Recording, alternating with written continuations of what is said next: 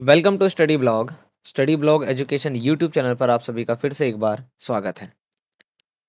आज का जो हमारा टॉपिक है वीडियो का वो है आपात उपबंध, जो कि भाग 18 आर्टिकल नंबर 352 से लेकर के 360 तक हमारे कॉन्स्टिट्यूशन में लिखा हुआ है इसके बारे में। और इसको हमने भारत शासन अधिनियम 1935 से ही लिया है। हम आपको पता है कि हम जो पढ़ाई कर रहे हैं इस वक्त वो सीटेट के लिए कर रहे हैं, जिनका भी teaching subject SST social science या सोशल स्टडीज़ है, उनके लिए वीडियोस काफ़ी ज़्यादा ही हेल्पफुल होने वाली है आपके अपकमिंग जो एग्ज़ाम है सीटेट के अंदर उसके लिए। और वैसे भी एक जो है वीडियो काफ़ी हेल्पफुल है, अगर आप देख रहे होंगे ठीक से तो और समझ रहे होंगे तो, और पढ़ाई वगैरह तो आप कर ही रहे होंगे। और आज जो हम क्लास नंबर 15 करने वाले हैं, इससे पहले की 14 क्लासेस की वीडियो आपको प्लेलिस्ट में मिल जाएगी, आप उसको देखिए ज़रूर। पहले भी वीडियोस बना रखी हैं तो उनको भी देखिए, क्योंकि उसको और इसको मिला करके आपका पॉलिटिकल कंप्लीट हो जाएगा। ठीक है। और हिस्ट्री जियोग्राफी इनकी भी वीडियो है तो इसको भी आप देख सकते हैं। और लाइक शेयर भाई ज़रूर करिएगा, अगर आप देख रहे हैं वीडियो आपको अच्छी लगती है तो लाइक करिएगा, शेयर करिएगा। और अगर आपने अभी तक सब्सक्राइब नहीं किया है चैनल को तो सब्सक्राइब भी करिएगा और बेल आइकन को ऑन करिएगा, ताकि वीडियोस की नोटिफिकेशन आपको टाइम पर मिलती रहे। तो चलिए, आपको दिख रहा है यहाँ पर बहुत अच्छे से हमने पीडीएफ बना दिया। पहले हमने पीडीएफ नहीं बनाया था स्टार्टिंग की वीडियो में, बट बाद में जो है हमने पीडीएफ बना दी ताकि आपको आसानी रहे। ठीक है। तो देखिए, इस आपात उपबंध यानी कि इमरजेंसी की बात हो रही है इसके अंदर। तो तीन तरह के इमरजेंसीज जो है हमारी कंट्री के अंदर लगता है। एक होता है राष्ट्रीय आपात, दूसरा राष्ट्रपति शासन लग जाता है जब, और तीसरा वित्तीय आपात। ठीक है, जब पैसे खत्म हो जाते हैं देश के अंदर। तो इन सभी के बारे में आपको पता होना चाहिए। तो छोटी सी वीडियो ही बनेगी, ज़्यादा बड़ी नहीं बनेगी, और आपको एंड तक देखना पड़ेगा अगर समझना है तो। देखिए, सबसे पहले तो ये आपको ये ध्यान रखना है कि इसके बारे में हमारे कॉन्स्टिट्यूशन के पार्ट 18 में लिखा हुआ है, और आर्टिकल नंबर 352 से लेकर के 360 तक। और इसको हमने कहाँ से लिया है, तो भारत शासन अधिनियम 1935 से ही हमने इसको ले लिया। तो तीन प्रकार के आपातकालीन शक्तियां हैं हमारे देश के अंदर इन भारतीय संविधान में। तो पहला राष्ट्रीय आपात, जो कि आर्टिकल नंबर 352 में बताया गया है। दूसरा राष्ट्रपति शासन, आर्टिकल नंबर 356। और तीसरा और अंतिम जो आपातकालीन शक्ति है वो है वित्तीय आपात, आर्टिकल नंबर 360 के अंदर। ठीक है, इतना आपको ध्यान रखना है। तो चलिए आगे देखते हैं, हम इन सभी के बारे में जान लेते हैं। ठीक है। तो देखिए, पहला है, आपको दिख रहा होगा यहाँ पे बहुत अच्छे से, जो पहला था वो है राष्ट्रीय आपात। अब राष्ट्रीय आपात लगता कब है ना, यानी राष्ट्रीय आपात हो गया किसी देश के अंदर, इसकी घोषणा कब की जाएगी। ठीक है, कब डिक्लेयर किया जाएगा कि भाई कंट्री के अंदर जो है नेशनल इमरजेंसी आ गई है। तो ये तीन कारणों पर की जाती है। पहला होता है अगर देश में युद्ध हो जाए, ठीक है, तब। दूसरा, कोई बाहर का भारी देश से आक्रमण हो जाए तब, या फिर सशस्त्र विद्रोह हो जाए कंट्री के अंदर ही। ठीक है, यानी आर्मी वगैरह अगर विद्रोह कर दे तो उस कंडीशन में राष्ट्रीय आपात जो है हमारे देश में लग जाता है। ठीक है। ये तो आपको पता होना चाहिए कि तीन कंडीशन है। अब इन सभी पॉइंट्स को देखिए जो आगे लिखे हुए हैं। राष्ट्रीय आपात की घोषणा कौन करता है भाई, राष्ट्रपति मंत्रिमंडल के लिखित सिफारिश पर करता है। मंत्रिमंडल किसका, प्रधानमंत्री वाला। ठीक है, प्रधानमंत्री से रिलेटेड वीडियो आपको मिल जाएगी, आप जाकर के जरूर चेक करिएगा भाई प्लेलिस्ट में। तो प्रधानमंत्री जब बताता है कि भाई कंट्री के अंदर जो है इस प्रकार का या युद्ध या भारी आक्रमण हुआ है, या फिर सशस्त्र जो है विद्रोह हो गया है, तो राष्ट्रीय आपात लगा दीजिए। तो लगाएगा कौन, राष्ट्रपति लगाएगा, लेकिन सिफारिश कौन करेगा इसकी, तो मंत्रिमंडल जो केंद्र सरकार के अंडर में होते हैं, ये जो केंद्र सरकार में होते हैं उनका। यदि देश में राष्ट्रीय आपात लगा हो तो राज्य की सरकारें जो है निलंबित हो जाती है। यानी कि अगर कंट्री के अंदर आपकी इमरजेंसी लगी हुई है ना, नेशनल इमरजेंसी अगर कंट्री में लगी हुई है, तो आपकी स्टेट की जो भी गवर्नमेंट है वो वैलिड नहीं रहेगी, इनवैलिड हो जाएगी। इसका ध्यान रखना है आपको। ठीक है, और उस पूरा नियंत्रण, पूरे देश का नियंत्रण जो है सेंट्रल गवर्नमेंट के पास हो जाता है, ना कि स्टेट गवर्नमेंट के पास। जैसे मान लीजिए कि भाई महाराष्ट्र में किसी ए पार्टी की सरकार है और सेंटर में कोई बी पार्टी है, और कंट्री में इमरजेंसी आ गई, तो ये जो व्यक्ति है जो यहाँ पर रूल कर रहा था, इसकी रूलिंग खत्म हो जाएगी और पूरी कंट्री पे केवल बी पार्टी जो है वो रूल करेगा। ठीक है, मतलब उसके अंडर में आ जाएंगे वो। ये पता होना चाहिए, छोटी सी चीज़ है पर ध्यान होना चाहिए। अगला पॉइंट देखिए, अगला पॉइंट है राष्ट्रपति द्वारा की गई घोषणा 1 माह के लिए होती है। यानी कि जब राष्ट्रपति इसकी घोषणा करेगा तो वो 1 महीने तक जो है वैलिड होगी। इसी के दौरान विशेष बहुमत से अनुमोदित करवाकर इसको 6 माह तक किया जा सकता है। यानी कि राष्ट्रपति ने जब बोला कि भाई देश के अंदर आपका जो है राष्ट्रीय आपात लग गया, इमरजेंसी लगा दी गई है, तो 1 महीने के लिए लगती है ये। ठीक है, लेकिन अगर सिचुएशन अभी भी ठीक ना हो और अभी भी भाई ऐसी स्थिति बनी हुई है कि कंट्री के अंदर अभी भी तीनों में से किसी भी तरह का कोई सिनेरियो चल रहा है, या तो युद्ध या भारी आक्रमण हो गया हो या विद्रोह हो गया हो, तो विशेष बहुमत के द्वारा जो है इसको 6 महीने तक करवाया जा सकता है। लेकिन करेगा कौन, राष्ट्रपति ही करेगा। ठीक है। अवधि पूर्ण होने के पास इसके पास जाकर, यानी कि अवधि अगर पूरी हो गई है, इसके बाद जाकर के दोबारा विशेष बहुमत से पारित करवा लिया जाता है। इसको पता होना चाहिए आपको। जब तक इमरजेंसी लगी है तो भाई इमरजेंसी तो लगी रहेगी, और किसके सिफारिश पे लगती है? मंत्रिमंडल की सिफारिश पे लगती है, पर लगाता कौन है? राष्ट्रपति। ओके। आपातकाल की स्थिति में राज्य सूची के विषयों पर संसद कानून बनाती है। तो हमने इससे पिछली वीडियो में पढ़ा था राज्य सूची के बारे में, ठीक है, संघ सूची के बारे में और समवर्ती सूची के बारे में, ठीक है। अगर आपने नहीं देखा तो भाई पिछली वीडियो को जरूर देखिएगा। इन 3 सूचियों को हमने पढ़ा था, जहाँ संघ सूची में केवल वो कानून आते हैं जो केंद्र सरकार बनाती है, राज्य सूची में वे कानून आते हैं जो राज्य सरकार बनाती है, और समवर्ती सूची में वे कानून आते हैं जिस पर ये दोनों ही मिलकर के कानून बनाती हैं। तो अगर कंट्री के अंदर इमरजेंसी लग गई है तो आपको पता है कि भाई राज्य की सरकार तो वैसे निलंबित हो जाएगी। तो कानून कौन बनाएगा? तो कानून उस वक्त संसद बनाती है, पार्लियामेंट बनाती है, ठीक है। लोकसभा विधानसभा का कार्यकाल सामान्य स्थिति में 6 महीने के लिए बढ़ाया जा सकता है, लेकिन आपातकालीन की स्थिति में लगभग 1 महीने के लिए इसको बढ़ाया जा सकता है। ओके। राष्ट्रीय आपातकाल के दौरान सभी मौलिक अधिकार समाप्त हो जाते हैं। आपके पास 6 मौलिक अधिकार है, 6 के 6 जो है समाप्त हो जाते हैं, लेकिन आर्टिकल नंबर 20 और 21 ये दोनों अधिकार आपके समाप्त नहीं होते हैं। अगर आपको ये वीडियो देखनी है भाई मौलिक अधिकार वाली, फंडामेंटल राइट्स वाले, तो इसकी वीडियो आप जरूर जाकर के देखिए, ठीक है। इसकी वीडियो जरूर जाके देखिए, स्टार्टिंग से वीडियो जरूर देखिए भाई, ठीक है। अगर आप लेट जुड़े हैं, जल्दी जुड़े हैं, एग्जाम्स का वेट मत करिए, पहले से तैयारी करिए। ओके। भारत में प्रथम राष्ट्रीय आपात जो है कब लगाया गया था? 26 अक्टूबर 1962 इस पे लगाया गया था, और ये कब तक चला था? 10 जनवरी 1968 68 तक चला था। देखिए 4 साल तक लगभग चला था ये। कब लगा था भाई? चीन से लड़ाई चल रही थी उस वक्त हमारी, 1962 की लड़ाई हुई थी चीन में, जब जब से जो है अक्साई चीन वाला हिस्सा जो है वो चला गया है कि नहीं? तो यहाँ पर ये लगा था लगभग 62 से लेकर के 68 साल तक, 6 साल तक, सॉरी। तो 6 साल तक देखिए इमरजेंसी लगी थी, इतना तगड़ा जो है कंडीशन खराब हो गई थी हमारे कंट्री की। तो पहला कब लगा था ये आपको पता होना चाहिए। दूसरा कब लगा था? 3 दिसंबर 1971 को। अब देखिए 1971 को जो लगा था, तो इसमें भी क्या हुआ? इसके अंदर क्या था भाई? 1971 में पाकिस्तान से युद्ध हो रहा था हमारा, ठीक है। हमारे देश का पाकिस्तान से क्या था? युद्ध हो रहा था। तब भी जो है इमरजेंसी लगाई गई थी, राष्ट्रीय आपात लगाया गया था। और तीसरा लगाया गया था 26 जून 1975 को। तो 3 बार राष्ट्रीय आपात लगाए जा चुके हैं। देखिए आपात उपबंध भी 3 प्रकार के होते हैं, राष्ट्रीय आपात भी 3 कारणों से लगता है, और अब तक 3 बार लगाए जा चुके हैं। इतने तो याद हो चुके होंगे आपको चीज़ों, आपको इतनी चीज़ें तो याद हो चुकी होंगी कि भाई ये 3 का सिनेरियो है क्या। तो कैसे भी आप ट्रिक बनाइए, जो भी आपकी इच्छा हो, और वैसे आप याद करने की उसकी कोशिश करिए। ओके। अब देखिए उसके बाद जो दूसरा टाइप था वो था राष्ट्रपति शासन, ठीक है, जहां पर प्रेसिडेंट का रूल हो जाता है। तो देखिए राष्ट्रपति शासन के बारे में आर्टिकल नंबर 356 में लिखा गया है, पार्ट 18 में हमारे कॉन्स्टिट्यूशन के। ओके। जब कोई राज्य सरकार अपना शासन संविधान के अनुरूप ना चला पा रही हो, तो उस स्थिति में जो है राष्ट्रपति शासन लागू कर दिया जाता है, ठीक है, जिसमें राज्यपाल राष्ट्रपति के अभिकर्ता के रूप में कार्य करता है। देखिए ऐसे समझिए, मान लीजिए ये कोई स्टेट है हमारी कंट्री का ए, ठीक है, ए स्टेट है। यहाँ की जो राज्य सरकार है, ये कॉन्स्टिट्यूशनल के अकॉर्डिंग काम नहीं कर रही है, बल्कि अपनी मनमानी कर रही है, या कुछ ऐसा काम कर रही है जो कॉन्स्टिट्यूशन के अगेंस्ट है। तो इसका मतलब है कि भाई ये जो है ये सही से रूल नहीं कर पा रही है, कोई भी कारण हो उसका।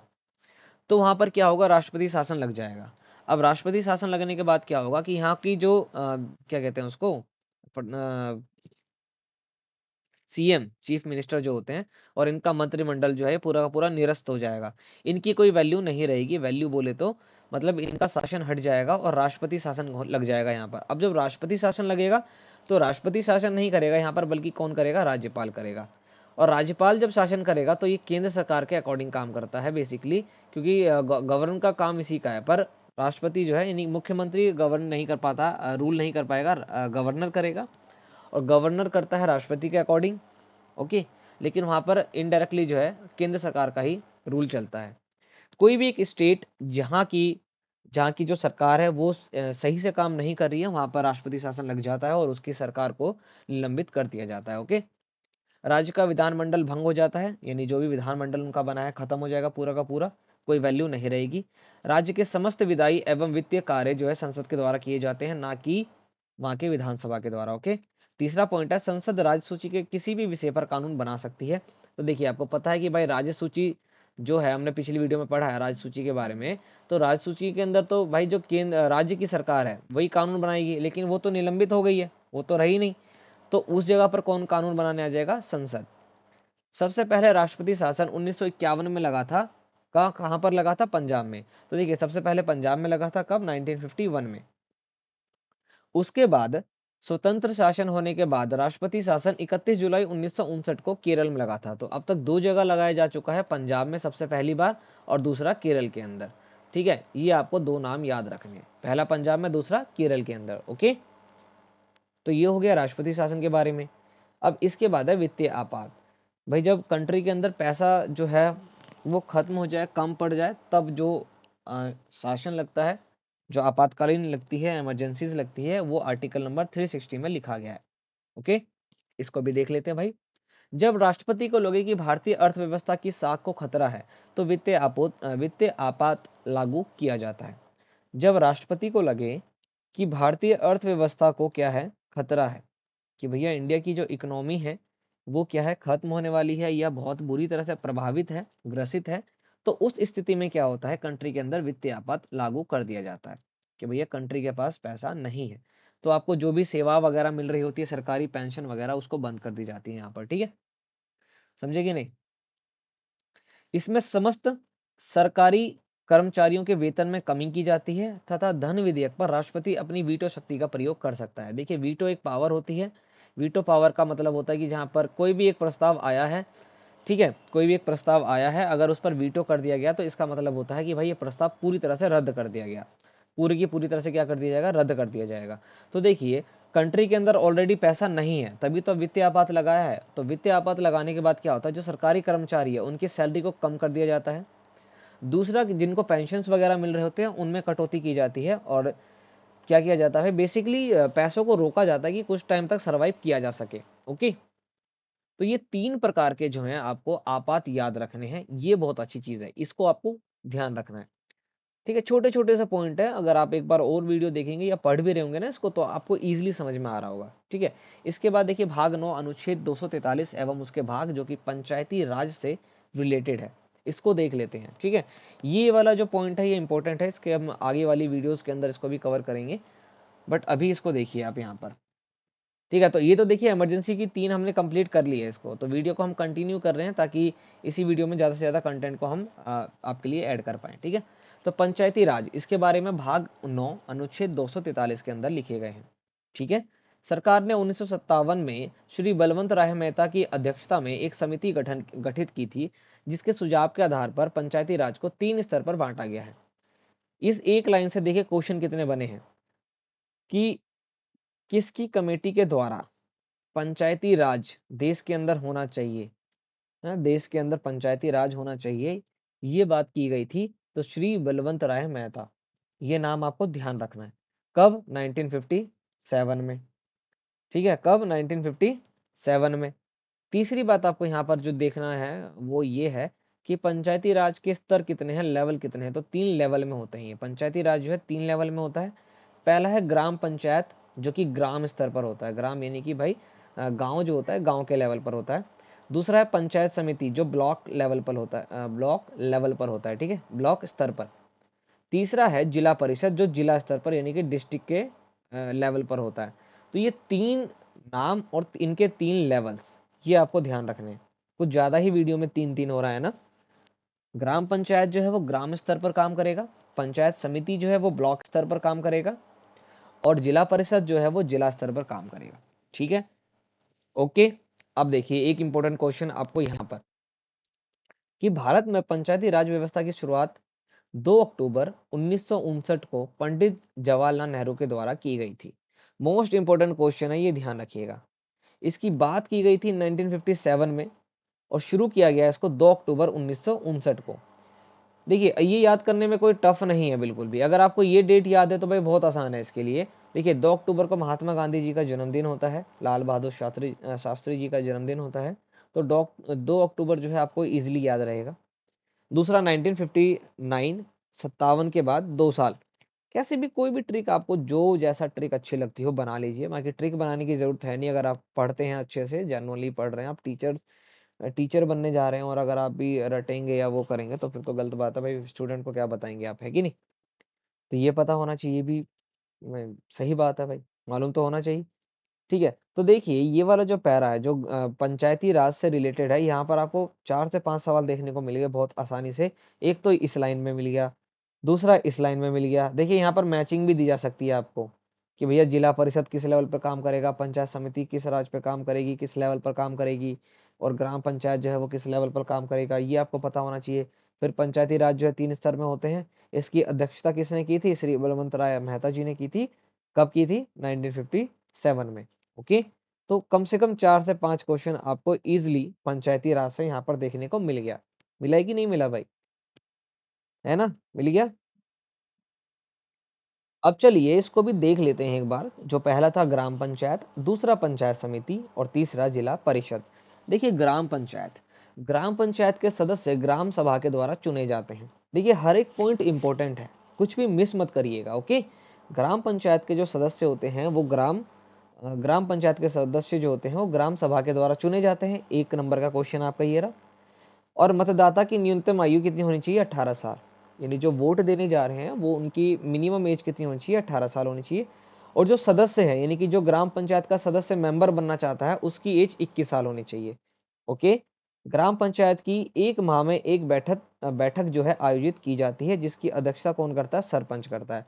आप अपने गांव वगैरह में जाते होंगे तो आपको इजीली जो सरपंच वगैरह देखने को मिलते होंगे। ठीक है, सरपंच यानी 5 व्यक्ति होते हैं और उसका एक हेड होता है। ठीक है, तो ग्राम लेवल पर यानी कि ग्राम पंचायत के बारे में आपको जो ध्यान रखना है वो यही है कि इसके जो सदस्य होते हैं उनकी मिनिमम 21 साल की एज होनी चाहिए, तभी वो इलेक्ट कर होने के लिए जो है एलिजिबल होंगे। और दूसरा जो इलेक्ट करने जा रहे हैं यानी वोट देने जा रहे हैं उनकी एज 18 साल होनी चाहिए।